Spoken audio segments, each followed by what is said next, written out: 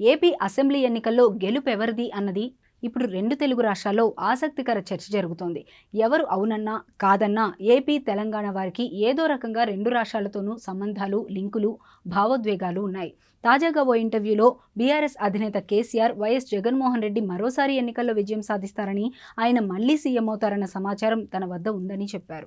ఏపీలో ఎవరు గెలిచినా తమకు సంబంధం లేదని, తమకు ఎలాంటి లాభనష్టాలు ఉండవని తేల్చేసిన గులాబీ బాస్ ఎవరొచ్చినా తమకు ఒకటే అంటూనే గెలిచేది జగనే అంటూ చెప్పిన వైనంపై తెలుగు తమ్ముళ్లు ఫుల్ హ్యాపీగా ఫీల్ అవుతున్నట్లు పరిస్థితి. ఇటీవల కాలంలో కేసీఆర్ ఎన్నికల జోస్యాలన్నీ అడ్డంగా తప్పుతున్నాయని, ఆయన గెలుస్తారంటే ఓడిపోవడం అర్థమని చెబుతున్నారు. ఈ జోస్యాలు తప్పు కావడం జీహెచ్ఎంసీ ఎన్నికల నుంచి మొదలైందని చెబుతున్నారు. ఆ ఎన్నికల్లో 100కు పైగా సీట్లు తమకు ఖాయమని కేసీఆర్ ధీమాగా వ్యక్తం చేశారు. ఫలితం ఏమైందో తెలిసిందే. 4 నెలల క్రితం తెలంగాణ అసెంబ్లీకి జరిగిన ఎన్నికల్లో తాము మూడోసారి అధికారంలోకి రానున్నట్లు చెప్పిన కేసీఆర్ హ్యాట్రిక్ సీఎంగా తాను పవర్లోకి వస్తానన్న ధీమాను వ్యక్తం చేయడం తెలిసిందే. గెలుపు తర్వాత దారుణమైన పరాభవం ఎదురైంది. ఊహించలేని రీతిలో ఓటమి ఎదురు కావడంతో కేసీఆర్ అంచనాలు ఇటీవల కాలంలో ఎదురు దెబ్బలు తగులుతున్న పరిస్థితి.